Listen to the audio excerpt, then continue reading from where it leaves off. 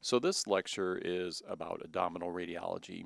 And really what it is topography. And when you look at a radiograph, it's a good tool to reinforce where the topography is of these organs in the living animal. So let's begin with some review and some general concepts that you've been working on. And one is, if I were to draw the diaphragm, and the diaphragm runs from the line of pleural reflection and bulges cranially to about the 6th intercostal space, and it exists as a dome, so this projects into the dome. The diaphragm essentially separates the cranial thoracic cavity from the caudal abdominal cavity. And the thoracic cavity, as this says, is cranial to the diaphragm. The abdominal cavity is caudal to it. The cranial limit, and this is review, the cranial limit of the thoracic cavity is the thoracic inlet, which is the body of T1 and the first rib and then the manubrium. And the caudalmost aspect is the caudalmost part of the diaphragm, which is the line of pleural reflection. And we're looking in on one side, but this would be on both sides, the left and right side. So the cranialmost aspect of the diaphragm would be this bulge forward of the diaphragm up to about the 6th intercostal space. And again, if you remember 1, 2, 3, 3, 4, 5, 6 intercostal space, the heart is going to exist right in this region here. So the diaphragm exists all the way up to the heart, tipping forward. So basically the diaphragm, the cranialmost aspect of the diaphragm is also the cranialmost part of the abdomen. So all this blue shaded area here would be abdominal cavity. The caudalmost aspect of the diaphragm would be the pelvic inlet. So the pelvic canal, which is stained red here, is basically the space between the pelvic inlet and the pelvic outlet. And again, you can think of this as puppies would be born, or feces would enter into the pelvic inlet and exit through the pelvic outlet. The pelvic inlet is laterally and ventrally bounded by the arcuate line of the ilium and dorsally by the promontory of the sacrum. So basically that's the space here. The pelvic outlet is bound by the ischiatic arch. So mid-dorsally by the first caudal vertebrae, the ischiatic arch would be down here, and laterally by soft tissue. But basically, this is the pelvic canal. And the abdominal cavity, again, extends from the cranialmost part of the diaphragm to the pelvic inlet. And this is one of my favorite things to do, and you'd have to understand where an x-ray beam would be going through this animal laterally would hit both thoracic cavity and abdominal cavity, and it'd basically be wherever you could find the diaphragm, because if it passes through that laterally, it's going to hit thoracic cavity, then hit abdominal cavity, and then hit thoracic cavity again as it exits the abdomen. So from a left lateral aspect, let's think topographically again and review. The liver basically fills the abdomen dorsoventrally. By that I mean you can see the liver basically takes up most of the dorsal-ventral axis of the abdomen. Its cranialmost aspect, so again, if we drew in the diaphragm up to the 6th intercostal space, the liver is right behind the diaphragm. Its apex is around the 10th rib, and its caudal ventral aspect extends beyond the 11th rib. So part of the liver, especially from a left lateral aspect, does extend beyond the rib cage down here caudal ventrally. And again, it's basically the liver is caudal to the diaphragm. So here I've outlined the diaphragm, and you can see deep to it and caudal to it is the left lateral aspect of the liver, and you can see that it sits here behind the diaphragm. All but the caudal ventral aspect of the left side of the liver is in contact. So you have a small part down here against the costal wall, but the rest of that left lateral aspect of the liver is against the diaphragm. If you look at the right lateral aspect, and again, we could draw a different direction, but we could still do the diaphragm in this respect like this. And again, the right lateral aspect is caudal to the diaphragm, and you can see most of it again is right up against the diaphragm. Now, as far as the rib cage, most of the liver from a right lateral aspect is behind the rib cage, with the exception of this caudate lobe up here that passes caudal and envelops the right kidney, but it extends beyond or caudal to the 13th rib. The stomach generally, so here's the stomach schematic, and again I've made the liver purple left lateral aspect, and you can see through it. So basically the stomach's caudal to the liver, and with the exception of this left dorsal aspect, the stomach is caudal and in contact with the liver. Again, it's the left dorsal, this part that's not in direct contact with the liver, is in direct contact with the diaphragm. The left caudal ventral aspect of the liver is against the costal wall, and that probably, let's see here, left caudal ventral aspect, that should be stomach. Or I'm sorry, that's liver, right? They're talking caudal ventral down here, my bad. But basically, again, you can see this part of the stomach up here in the dorsal aspects against the diaphragm. The left caudal-ventral aspect of the liver is against the costal wall, but again, both are behind the diaphragm. The stomach, again, has a fixed point of attachment with the 9th intercostal space. So there's 12 intercostal space, so you say 12, 11, 10, 9, and this would be about where the esophagus enters in. That's the fixed point of attachment, about dorsal 3/4 up the aspect of the abdomen. And the empty stomach, for all practical purposes, is found completely behind the rib cage. The full stomach extends caudally until left beyond the rib cage of the dog. The spleen is attached to the greater curvature of the stomach by part of the greater omentum called the gastrosplenic ligament. So here's your spleen right here. And you can see it's attached up here to the stomach.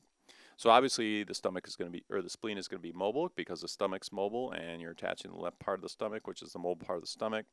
So basically the caudal extent of the spleen depends on stomach fullness, and it can extend all the way to L4 depending on stomach fullness. So let's step back and think about some abdominal radiology and think about, again, when you think about radiographs, you're dealing with the opacities, gas, fat, fluid, muscle, or bone. So you're looking at the difference between these opacities, and that's why you can see structures in a radiograph. The thorax is good subject contrast. You can see things contrasting the air and the fluid or tissue opacity. Not much fat there, and definitely some bone you can see. But in the abdomen, we're dealing with much more fat. And the fat surrounding the organs allows the serosal surfaces to be seen. And if there is no fat or the animal's immature, it's harder to see these structures in the abdomen. So here's a nice example of that. Here's a lateral view of a fat cat, and you can see some serosal detail. You can see organs in here. It doesn't really matter what they are at this point, but you can see the outline of several organs. And this is, as I say, a fat cat. I'm not judging here. That's what this book says here. But here's the same cat after a fractured jaw caused marked weight loss. You can see it's not so easy when you lose some of the abdominal fat to see the differences in the outlines of the organ. So basically, fat helps you visualize these organs in abdominal radiographs.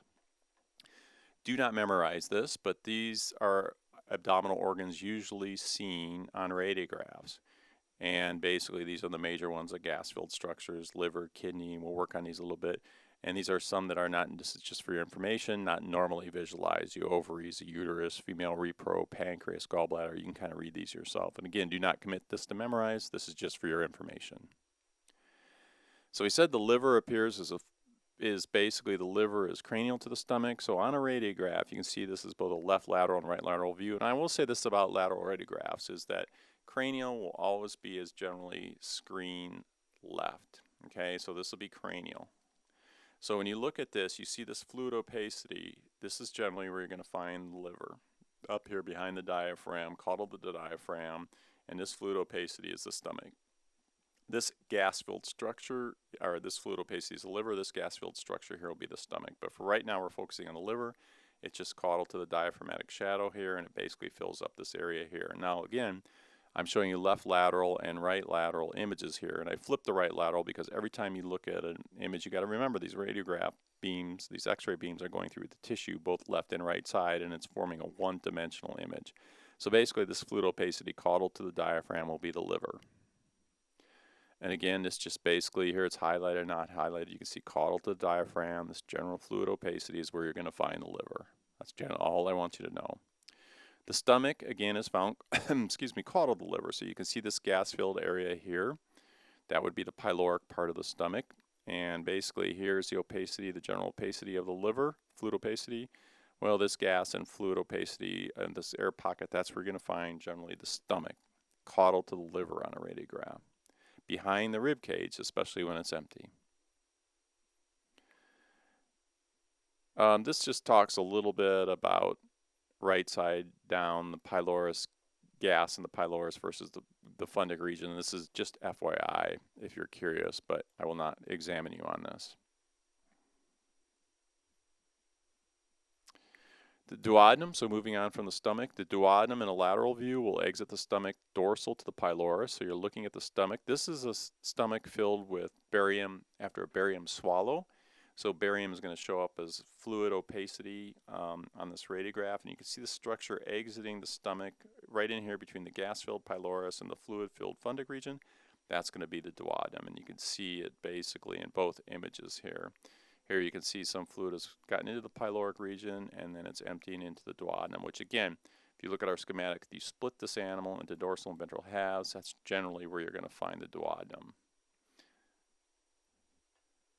On a radiograph without a barium swallow, it's usually a little bit more difficult to envision, and I will not ask you this per se, but that's generally where you would find the duodenum on a standard radiograph. And on these, it's as much an art as a science. You just kind of have to predict based on where you know where you'd find these structures. On a ventral dorsal or dorsal ventral view, and again, we haven't talked much about this, but these films are always put up, or images, with animal right. So basically, when you look at this image, animal right will be to your left, screen left. So screen left is animal right. Animal left will be screen right. The other way to think about this, excuse me, is you can reach up and shake hand to paw with this animal. So that's generally how we will present these radiographs here, and I will label them on an exam. But again, animal right is to your left, whether it's ventral dorsal or dorsal ventral. So here you can see the fundus of the stomach, the pyloric part of the stomach filled with barium swallow, and then exiting on animal right would be descending duodenum, caudal duodenal flexure, and then ascending duodenum, heading up on animal left, heading cranial, animal left to the root of the mesentery. So the root of the mesentery would be about right here. Descending duodenum heads down, animal left, heads caudally, animal animal right of the root of the mesentery, and then heads up, ascends, animal left of the root of the mesentery. Just like the schematic. From a lateral view, you can look at this, and this will show you a cat, and this has the characteristic string of pearls because of peristaltic motion in the duodenum. You can see heading down, again, this is animal right is screen left, animal left is screen right. So here's the stomach, fundus, pylorus, and exiting the pyloric region and going down animal right. That's going to be descending duodenum with that characteristic string of pearls approach, or appearance, I should say. The jejunum is rather easy. This is once again filled with contrast medium. It's going to fill up the ventral abdomen. So all of these coils down here, or basically all these coils in this VD radiograph, are jejunum. And again, going back to our schematic, jejunum fills up the ventral abdomen. The cecum is found around L2 and L4. That's gas filled. It's usually pretty easy to see. So you can go about the second or third lumbar. So if we were to practice that, we would say 7, 6, 5, 4, 3, 2, 1. This would be L1. This would be T13 with the last rib. And L2 through L4. So our cecum fits perfectly in here. And you can see the cecum associated with that in a lateral view. The colon, basically in a lateral view, again, if you split this animal, so here's our descending colon, our ascending colon from the schematics you've studied, transverse with maybe a little ventral dip. You can see that in here, this structure would be descending colon with the barium heading into the pelvic inlet where it would become the rectum and eventually empty out through the anal canal. But that would be colon. So again, it's not down here in the ventral abdomen, that's jejunum. It's associated about of a line splitting this animal into dorsal and ventral halves, the colons. A little harder to see on this lateral view. Sometimes you can see a little gas in there as it heads into the pelvic inlet and the colon without the barium, but it's still there. From a VD or DV view again, so animal right is screen left, animal left is screen right. So you're looking at the root of the mesentery just like our schematics here. So don't forget your schematics. This will make you navigate through anywhere. This is a ventral view. So we're looking at the colons. Ascending colon heads cranial to the left of the root of the mesentery. Transverse colon goes from animal right to animal left, cranial to the root of the mesentery. Descending colon heads caudally to the left of the root of the mesentery. So here we are again. You can see cecum is right of the root of the mesentery, just like here. Cecum right, animal right of the root of the mesentery. Then you come up through ascending colon, which is headed cranial to the animal right of the root of the mesentery. Transverse colon goes from animal right to animal left, cranial to the root of the mesentery. Descending colon heads caudally to animal left of the root of the mesentery till it hits the pelvic inlet. You need to know these general placement of these organs.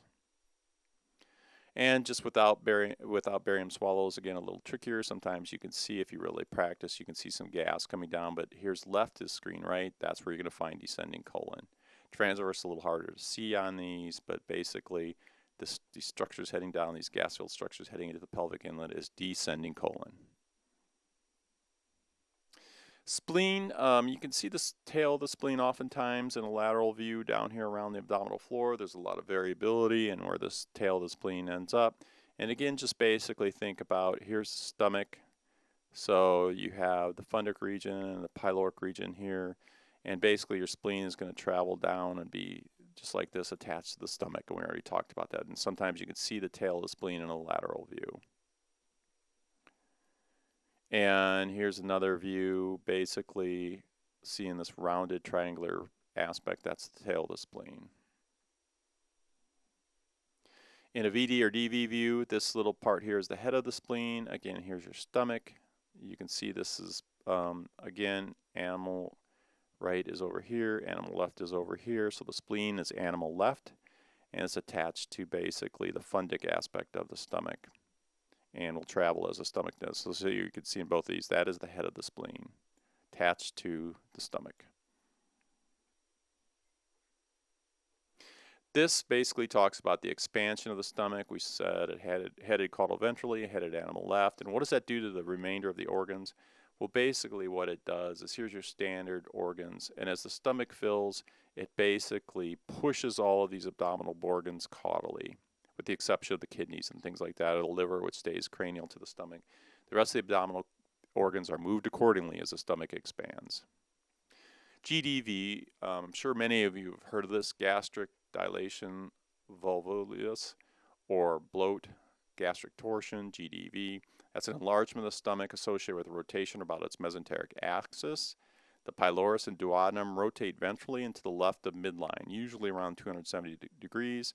This stretches the cranial part of the duodenum across the ventral cardia. So basically what this is showing you is, along its axis, the pylorus, so this is the pylorus aspect, this is the fundic aspect. The pyloric and the duodenum rotate ventrally about this axis here. And basically the rest of the stomach with the spleen and the fundic can rotate around dorsally and around like this. And that's what this says. The spleen is usually displaced to the right ventral side of the abdomen. So you can see where this kind of ends up to this. It's a little difficult to see. But you basically have this duodenum extending across the cardia of the stomach. So again, this is just a repeat of what I said. This is kind of a nice little video, if I can get this going here. You can see the actual, this is a ventral view, and you can see here's the fundic region and the pylorus region spinning around ventral and to the animal left until you have basically the duodenum spanning across the cardia of the stomach. Here's a radiograph of that, and you can see the enlarged, this big C-shaped structure is basically in the intestines filled with gas, but you can see what you're looking at is the pylorus is cranial. So this is the pyloric region up here. It's cranial and not at a DV radiograph. Pylorus is left of midline. But basically this expanded stomach, this C-shaped part of the aspect looking up the stomach, is very typical of a GDV, so it's very relevant. I thought I'd put that in here.